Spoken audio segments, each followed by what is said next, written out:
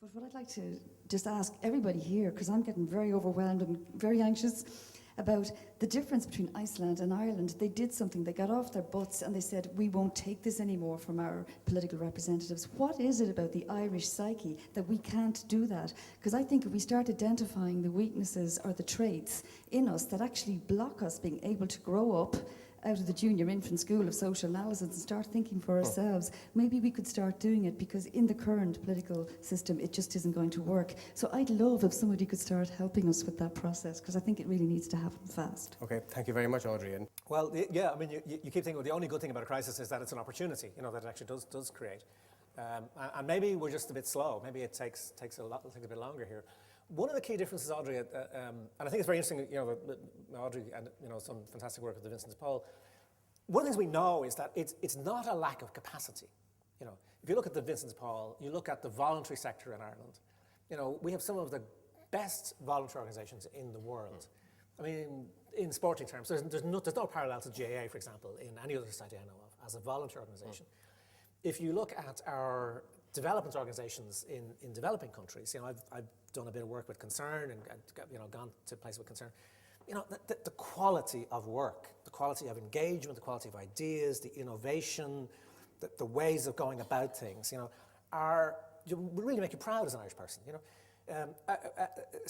And could I say the same in business? Irish business people absolutely. who go abroad have done phenomenal things and have become absolute leaders and seem to be much more free to be even more fantastic when they're abroad than they are here. So we can do it. There's no question. So just to finish the point, it's not a lack of capacity, right? So we know we can do it. What stops us? I think there are two factors in particular. I think one is our historic mechanism for dealing with change is emigration. One of the differences between Iceland and Ireland, for example, is emigration. You know? And emigration has a very, very profound long-term effect, because you don't change your society, you change your location. You know, that's what happens psychologically. When the place becomes intolerable, you get the feck out of it. And it's happening again. You know, I mean, I find it weird to be 52 and to have gone through, you know, I was the generation that didn't have to emigrate. You know, we were kind of the justification for the Irish Revolution. That 1960 generation, we were continually being told, you don't have to go, and isn't it great? And we didn't go. And then a couple of years later, you know, people were leaving. Then they were coming back, and then it was fine. Nobody had to emigrate again, and now it's happening. My kids are going. My eldest son is in Canada, you know. This is happening again, and that mechanism is profoundly disempowering, actually, because it individualizes the idea of change. Right. Which, of course, is actually part of the problem. Yeah. Individualized rather than society. Lady here. Fintan, you always have the capacity to make me really angry and really sad at the same time.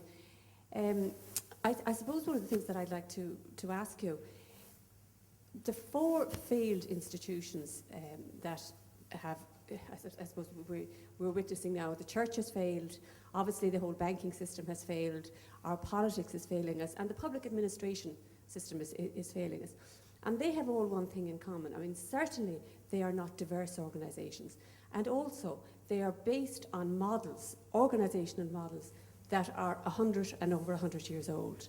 Now, could we not start at least acknowledging that our institutions and our organisational models are not fit for purpose? Well, first of all, congratulations on a great presentation. I'm impressed by the Greco-Roman surroundings. I remember a program called I, Claudius from the 70s. Some of you probably remember it, Derek Jacobi, because it's a bit similar to the stage set. And they were having a conversation about the mad Emperor Caligula, who symbolized the destruction and insanity that was gripping Rome.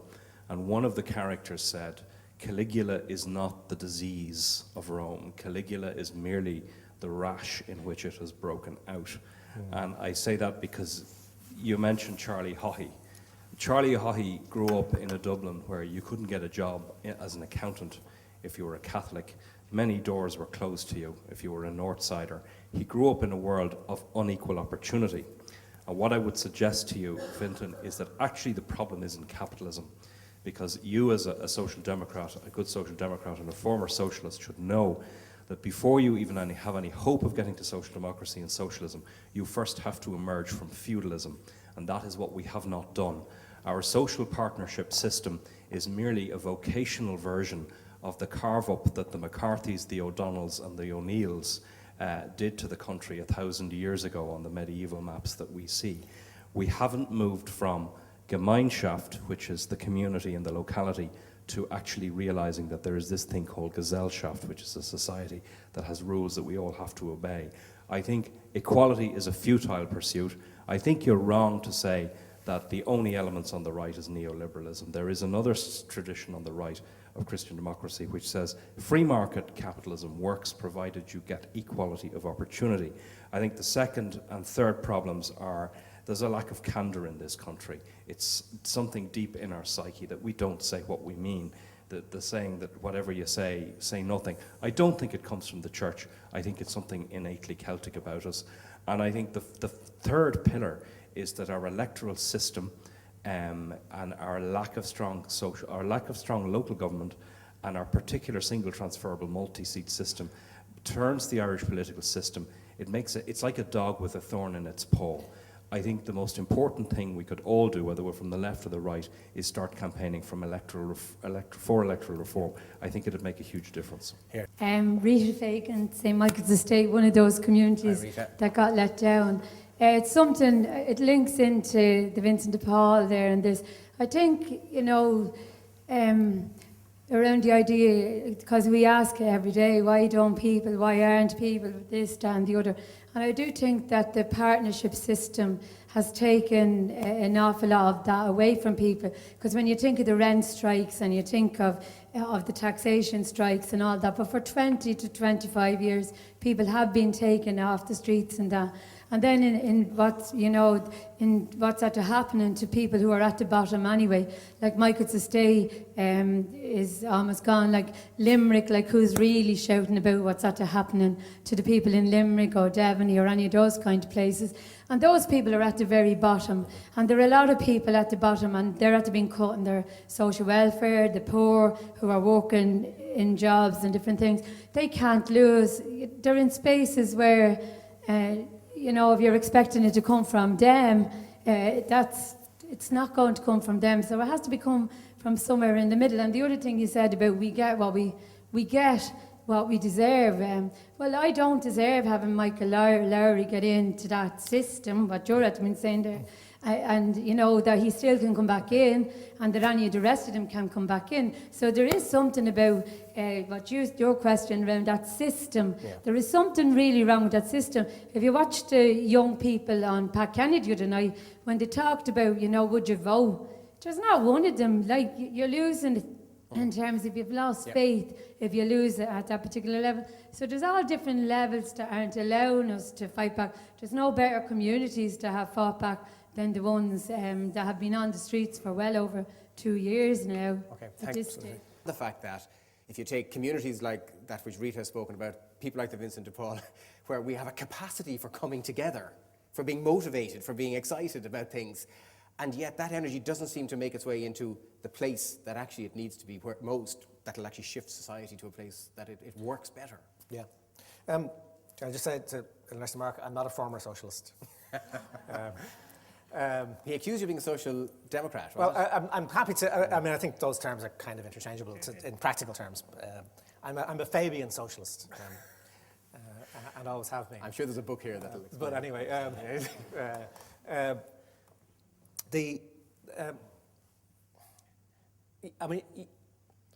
I think we have a problem culturally in Ireland about power.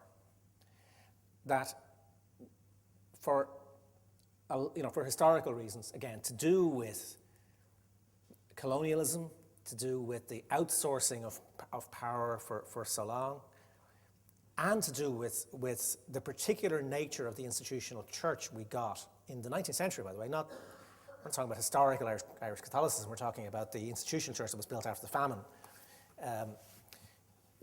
We got ideas of power as being essentially to do with hierarchical institutions which are fixed, and the job of the rest of us is to sort of work our way around those institutions and to get as much as you possibly can out of them, to stop them doing you too much harm, and then if possible, if you've got a bit of connection, do you a bit of good. And those attitudes to power are very deeply embedded, and they also have sort of nightmarish consequences. I mean, I think if you look at the Ryan report, for example, and you look at the industrial school system, and you look at what happened when ordinary, decent, people from ordinary Irish families got absolute power, there was nothing they wouldn't do with it. There was nothing. There was no sense of the limitation of power either. Because if you're not used to power, you're not used to what its limits are and what you should and shouldn't do. And it comes back to your point, Mark, about, like I suppose, we can argue about capitalism, socialism, but, the idea of a rule-bound society, of a society which has an internal sense of enough, both in economic terms and in moral and personal terms, that there are places you shouldn't go is sort of a fundamental aspect of the functioning of a healthy society. And that has to be internalized in a democracy. You can't get it from somebody else. And one of the things we desperately need out of this crisis, is first of all to recognize that it is a crisis, because a very good job is being done on now saying, well, it's actually not really a crisis. Yes, it's terrible and awful things have happened, but we're going to get back on the right road and it'll all be okay. And we can basically have a slightly toned down model of what we had in the 1990s and early part of the 21st century without the excesses, but we can really go back to that, it'll be okay.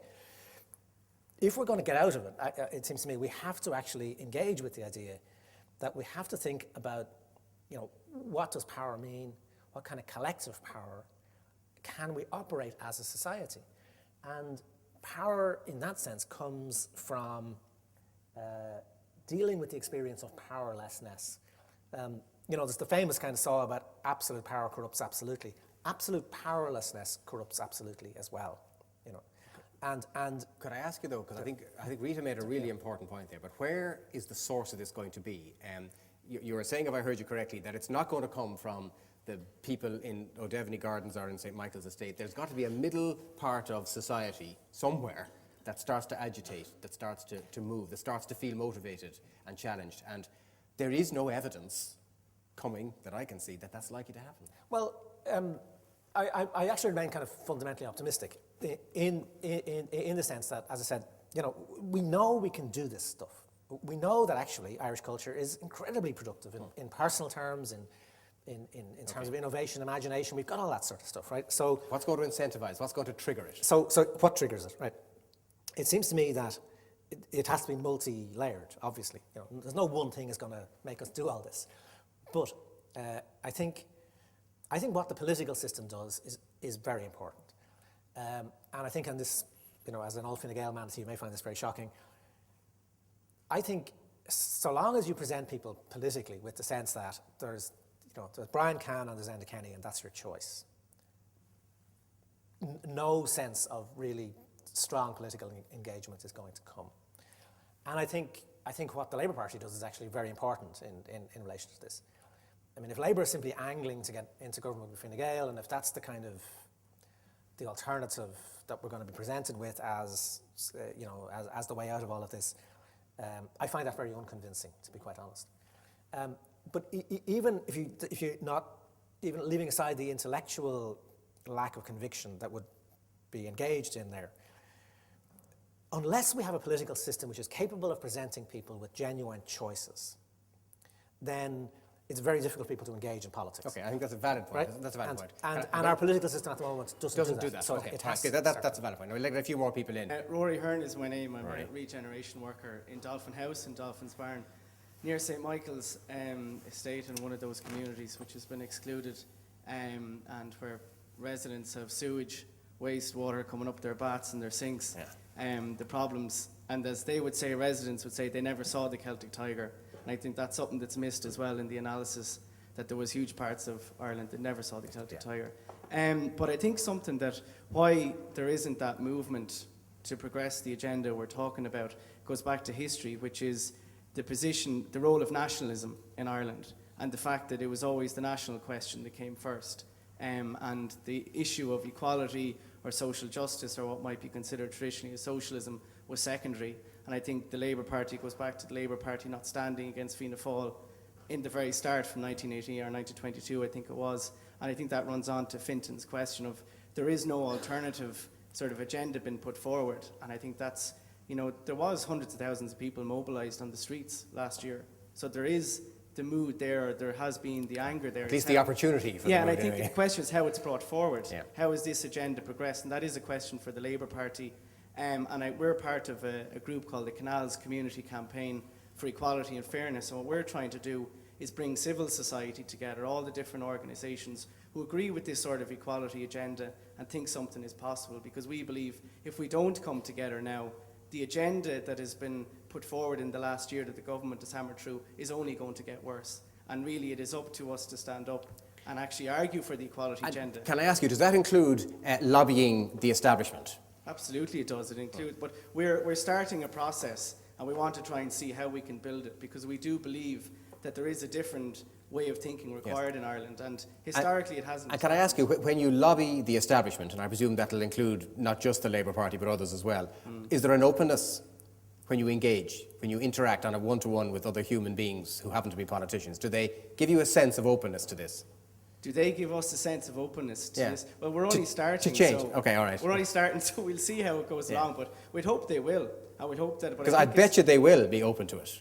It's then moving them into action is always the challenge. Well, it is. I think it is mobilising Irish people, and I agree Irish people have to stand up, and we need to put that argument across that if we don't stand up, things are going to stay the same. And it's changing our culture. Right. Hello, my name is Gabriel O'Callaghan and I work in the education sector, one of the very successful areas in Ireland, I would argue, despite our lack of mathematical education. There's a word which is central to TASC and which has been kind of dancing around the periphery of the conversation this evening, and that word is democracy. But with the growing inequality in our society and the total lack of power that the people cannot use power. The ordinary people, we've just said it, so many people have said it. They don't know how to grasp or use power. And those in power abuse power. My question is, do we have a democracy? Do we live in a democracy? Okay. Thank you very much. My name is Mary Freehill. I'm a Labour councillor in Dublin City Council. Thank you very much for this evening. I must say I find this very stimulating. And when you talked about Italy, I was thinking about a friend of mine who worked with Corriere della Sera. And I remember once he saying to me, you know, we think of you Irish as being the Latins of the North. And in a lot of ways, there's probably a lot of truth in that. But we have been consulting an awful lot from Dublin City Council with a lot of groups in the city in terms of how to get the economy going. And there's certainly an awful lot of openness for more creativity and the recognition that creativity will play a very big role in moving the economy again. But by the same token, in the view of the development plan, I must say I am very worried about the very strong school of thought that somehow if the building industry got moving again, that, you know, the economy would get moving again. And there's an awful lot of very, very heavy kind of messages about, you know, the old answers and low tax will encourage the financial services centre to get moving again. It would seem to me that, in fact, I think the biggest lack really at the moment is to help young entrepreneurs to get moving, because all of those who would have been entrepreneurs in the 90s and the noughties were all earning an awful lot of money down in the financial services centre. So we don't have that pool here in the country at the moment on how to get them moving. And just the last point that I want to make that's quite extraordinary about Anglo-Irish Bank, and given that it's nationalised to all intents and purposes, that the hotels down at the Juries and Berkeley Court at the moment that is now being run by Anglo-Irish Bank are giving bed nights for €20 a night, thereby undercutting all of the hotels around that area. And I'm coming across young people who are working in the other hotels who say they can't really afford to employ that much staff. They're earning 8 something per hour. And I said, that's pretty much close on the... Well, it's even less than the minimum wage, they tell me, because they're all working a few extra hours for nothing per week in order to hold down their jobs. Now, isn't it quite extraordinary that the bank or the government owns this, this bank, that they're actually, because they don't have to pay the interest on the loans, that they're actually using this as a cash flow and no control over how it's totally distorting the market. Okay. Right, well, maybe I'll come to democracy because maybe we might wrap it up, but just to deal with some of the other ones first. I mean, I completely agree with you about entrepreneurship, and I think entrepreneurship operates on a whole load of levels. You know, social entrepreneurship, for example, I think is one of the really key ideas of the 21st century. You know, where you apply entrepreneurship in social terms, like people like Rory, people are doing in communities, what the St. Michael's House people have been doing. You know, that's entrepreneurship too. We've sort of sealed off entrepreneurship as if it's only to do with you know, brash young men who are driving MGs. You know, entrepreneurship is about, you know, innovation, energy, ideas, risk taking, and the same kind of principles can apply in business and society. Absolutely. And we need a kind of social entrepreneurship, a political entrepreneurship, just as much as we need it in business. But even in narrow business terms, it's really, really important that we recognize that even in strict terms of capitalism, and I kind of agree with what Mark said earlier about, you know, actually getting to a stage of capitalism would be pretty good, you know, if we get that far, in terms of an actual functioning system of capitalism, whereby, you know, people who take risks, you know, don't then expect other people to pay the price. But even in those narrow terms, there's a huge cost to the corrupt culture of Ireland in terms of entrepreneurship. Just actually last week, funny enough, I was interviewing Niall Fitzgerald, who's probably the most successful Irish business manager of the last 30, 40 years. Head of Unilever for a long, long time. Niall Fitzgerald said to me something I found incredibly depressing. He said, I realised at a certain stage in my own career that I could not continue to operate in business in Ireland and maintain my principles. Yeah, I saw your piece. Yeah. Now, Jesus, you know.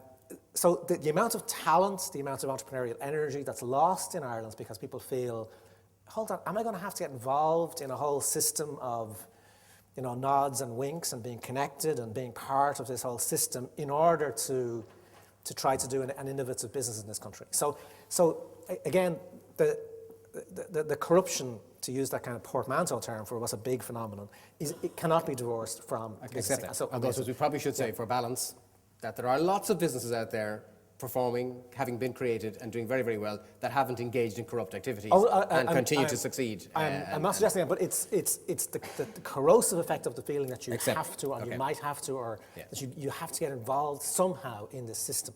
And the vast majority of businesses don't. But the very fact that they feel that they're outsiders for being like that is actually, I would suggest, is economically depressing. You know, the question about republicanism and engagement, like we have to see that every level of society has to be part of this process. I mean, if we're going to get out of it, and it does have to start with grassroots, it has to start locally. You know, the places in which people get engaged in Ireland is still very much in their local communities and with local issues. And what we've never managed to do is then to join up. And this is where ideas are actually very important. You know, without genuine local engagement and activity and struggle, to go back to that very old-fashioned word, politics doesn't matter at all, it doesn't function. But without ideas and without some attempt to have joined-up thinking, the local engagement and initiative, it ultimately goes nowhere because it remains isolated. And you know, we do have to reflect on this. One of the things we need to do in Ireland is simply to get the idea that there could be an alternative.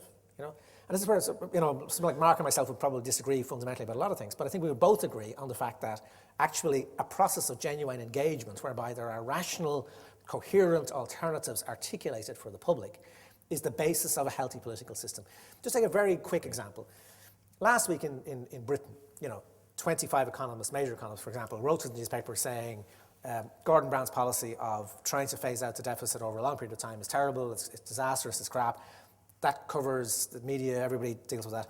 Then 25 other economists from a completely different perspective, you know, write to the newspaper saying, no, those guys are idiots, it's wrong, and you know. But there's a genuine sense that there are two possible ways of looking at the issue of a deficit. So you have a choice. In Ireland, you know, the overwhelming, stultifying orthodoxy is we had no choice. There is no alternative. This is the only way in which you can do this. And it's the lack of a sense that there are actual coherent alternatives, which is crucial. And for me, I'm sorry, it's very old-fashioned and it's very 19th century, but those alternatives are left and right. You can redefine left and right in certain ways, but it comes down to the fact that there are those for whom equality is the most important principle, there are those for whom freedom is the most important principle, and around those tensions, you organise notions of left and right, and we desperately need a left and right in Ireland.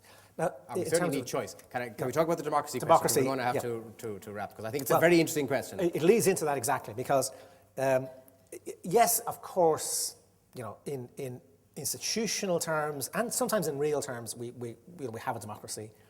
The fact that we're all sitting here being able to discuss political ideas freely, and there's not secret police outside, we hope, is part of. It's actually been quite nice if they were. We'd feel important, But the very fact that this is a democratic process itself, and of course, I don't want to start sort of whinging about and comparing ourselves to people who really suffered appallingly in terms of the lack of democratic and human rights. However, I think we have to accept that our democracy is a very, very limited one. And it's one which has never actually come fully into being. And it's limited by the fact that it doesn't present choice. The key defining aspect of democracy politically, which there's also other aspects to it, but politically, the key defining aspect of democracy is it presents people with a functioning choice. So is the answer to Gabriel's question no? Well, is sort of. Is that we up to a point we have a democracy, but it's not up to the point that is adequate to our needs. We need a democracy, and it's up to us collectively to create it. Okay, and on that note, can I just give one quote, because we'll wrap up this part of the evening now. At the back end of the book, there's a thesis put.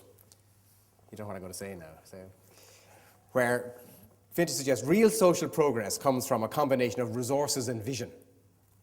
And we had resources for the last 10 years and no vision. And the question and the challenge to us all really is, can we have the ambition, the values, and the energy to use less resources better? And I think that's probably a good note from which to give you the start for your next book. And I ask you to join me in thanking Fintan O'Toole for his time.